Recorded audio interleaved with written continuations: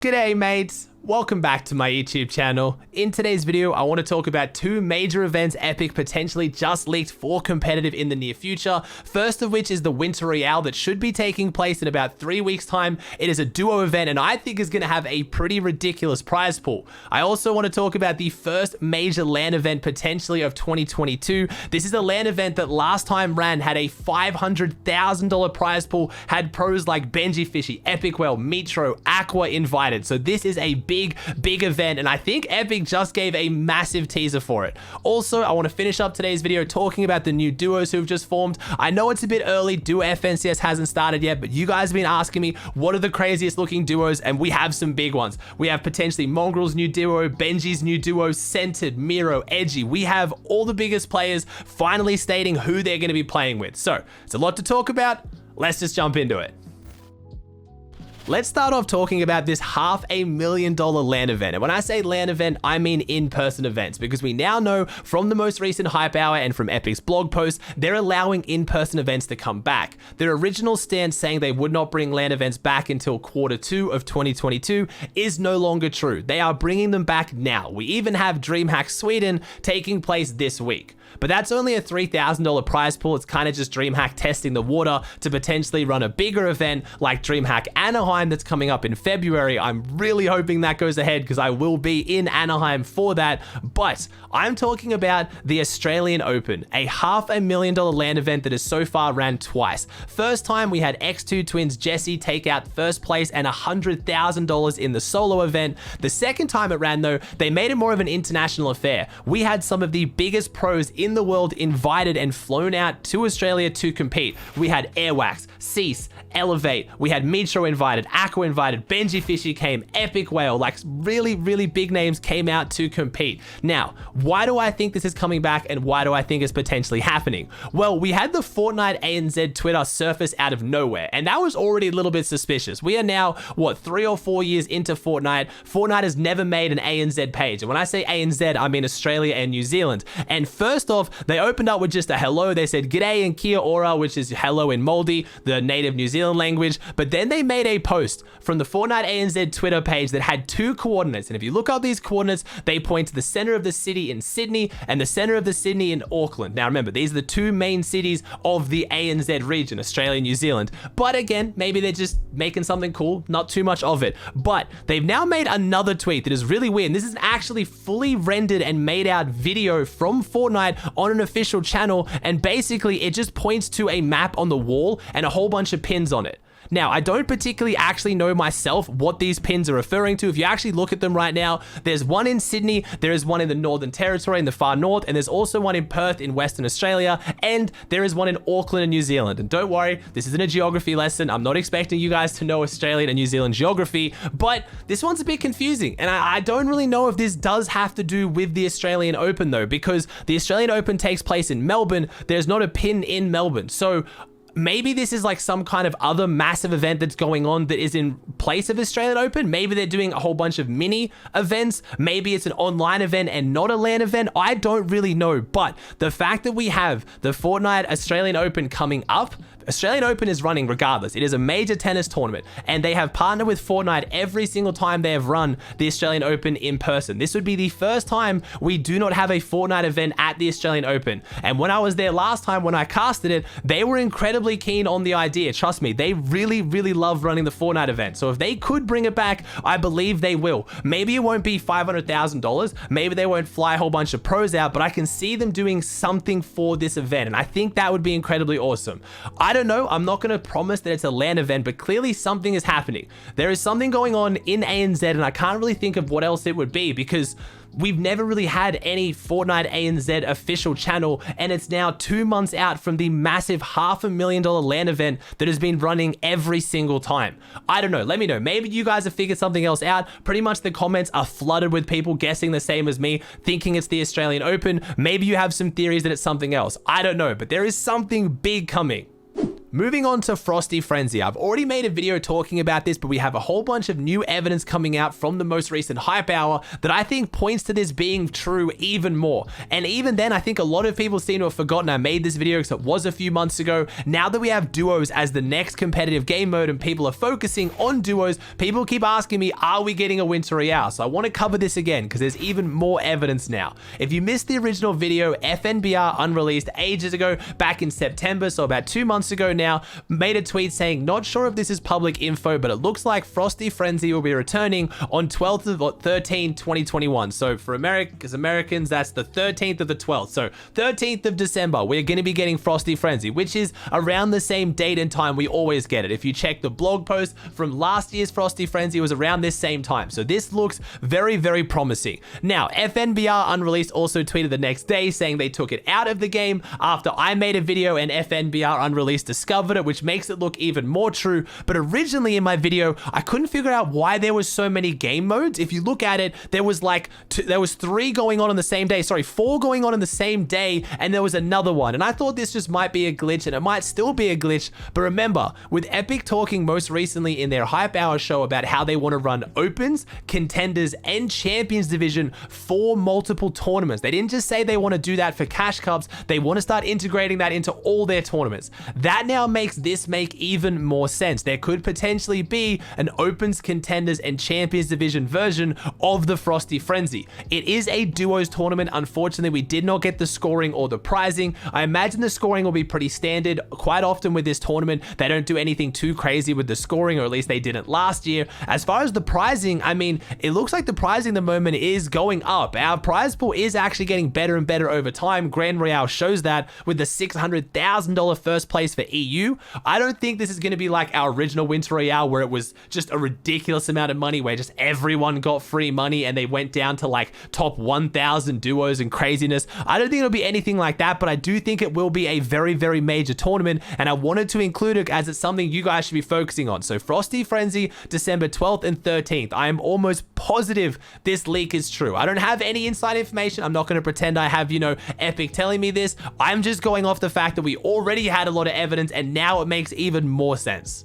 Now, let's talk about some of these duos, and there's quite a few of these that have been bait that a lot of you guys have been falling for as impression farms. I want to cover those first. The first one being Aqua and Nyrox, and you probably already know that this one looks fake. It was just a bit of a meme by Aqua. I mean, if you guys remember, Aqua and Nyrox split literally the day of winning World Cup. If winning a $3 million tournament, the biggest in Fortnite history, is not going to keep this duo together, I don't think they're going to bring it back for FNCS, but it was a little bit of fun. It was a little bit of a throwback. Most of you guys probably saw through that. The next one though has a lot of people tricked. We had Andretta and Savage. Now, this is because Savage tweeted out, so I understand why more people are believing it, but I'm almost positive this is bait and this is an impression farm, and I have a few pieces of evidence. First off, we had a tournament run most recently by, and I feel so bad, I don't know how to say his name. I believe it's Suja GG, or maybe it's Suha. I'm really sorry.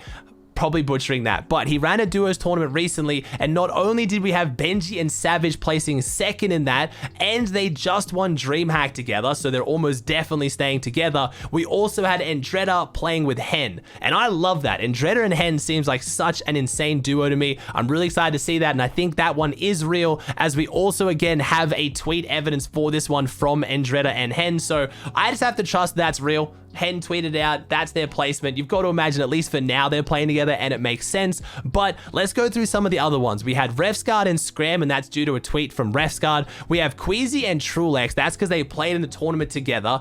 But Tayson and Thomas HD, right now, we have Tayson having an exclamation mark duo command.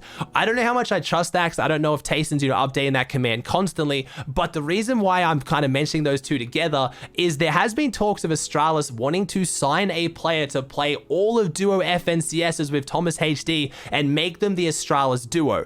And right now, the best candidate for that would be Queasy. Queasy is Thomas HD's IGL in trios. He's the one who's been leading him to so much success, and he is currently a free agent. He is possibly the best free agent in Europe right now, and someone who would play with Thomas HD. So seeing Thomas HD and Queasy both as Astralis together for duo FNCS would be amazing. So I don't know how much I trust that Tayson Thomas HD HD. Also, if you guys remember, there was a Cash Cup a while ago I did a video on where Tastin and Thomas HD ran into each other. There was a whole bunch of drama. Apparently they blocked each other. I don't really know if that was kind of mended. I'm sure it was, but wanted to mention that in there as well, just in case it's another piece of evidence of maybe this isn't happening. So don't take the Tastin and Thomas HD one at full 100% facts yet. I'm not 100% sure.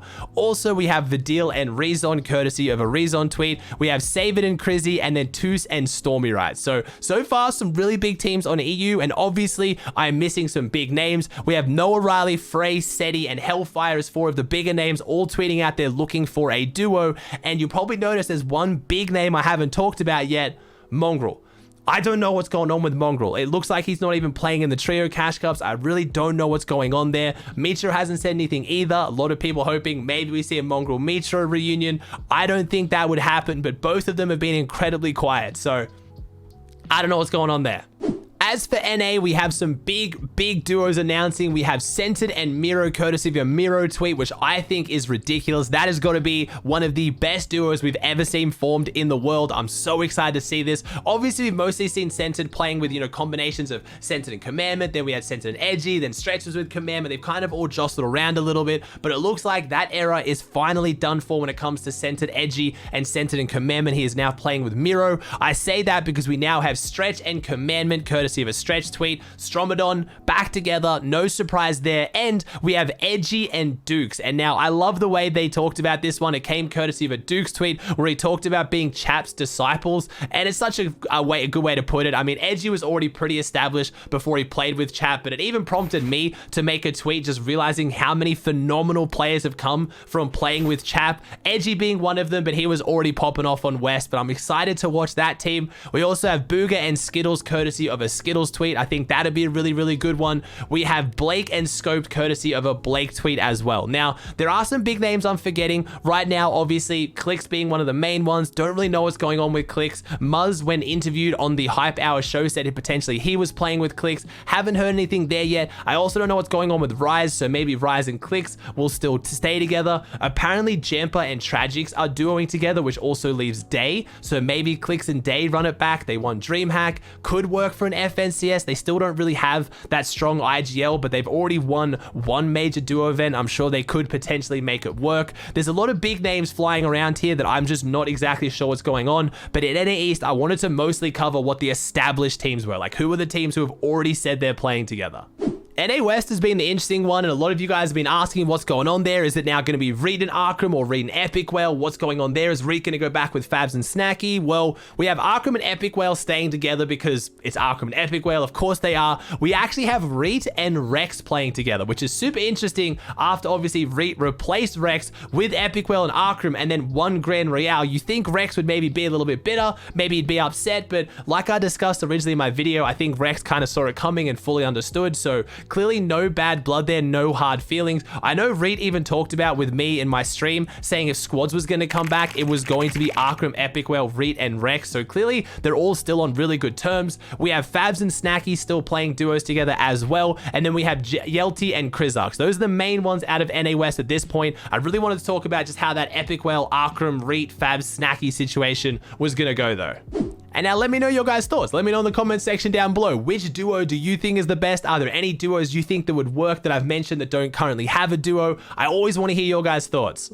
Now, I know Grand Royale is done and dusted, but there's two teams in particular I did very dirty yesterday, and I apologize. I'm going to blame it on doing two 14-hour streams back-to-back on like 4 hours sleep. I forgot to talk about one of my favorite teams in the world, but I first want to talk about the Brazil team that I did give an update on in my video, saying they'd won 4 of their 6 first games. Well, they went on to win 2 of the remaining 6 games, meaning they had a 50% win rate. They won 6 of 12 games in the Brazil Grand Royale finals. They obviously went on to win. I know I butchered their names. I'm sorry. I believe it was Opai, Fazin, and GSX. Super massive congratulations to them. A 50% win rate in the Grand Royale finals is insane. But I also wanted to talk about a team that I have featured on my channel very heavily. We had Tui Alex and Sons taking out OCE with 709 points. They didn't just win OCE, they dominated OCE. Remember how I just said that team had a 50% win rate on Brazil? They got 613 points.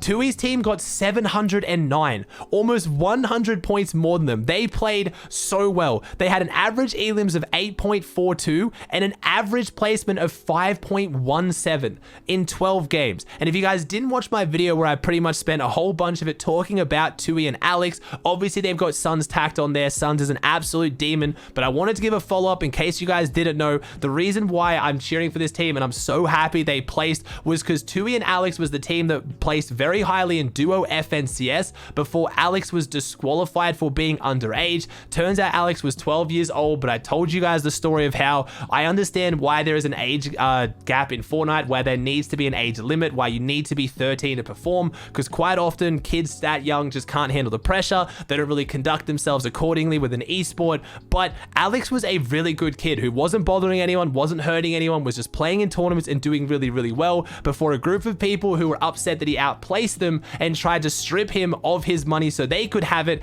ended up like finding his dad's work page, then did some like digging to find out that his dad's age didn't match up with his son's age, and then it was all such a weird situation. But Tui then waited for Alex to turn 13, missed the first week of last FNCS qualifiers because Tui wasn't yet 13, had such confidence that he would then place once he turned 13. He then played the remaining week qualifiers with him, qualified and did well, but now in their next major tournament since then, they go on to win Grand Royale, making, what was it, $39,000, $13,000 each. It was just so heartwarming to see. It was so awesome to see, and I do apologize to Tui, Alex, and Sons. I didn't include you guys in yesterday's video.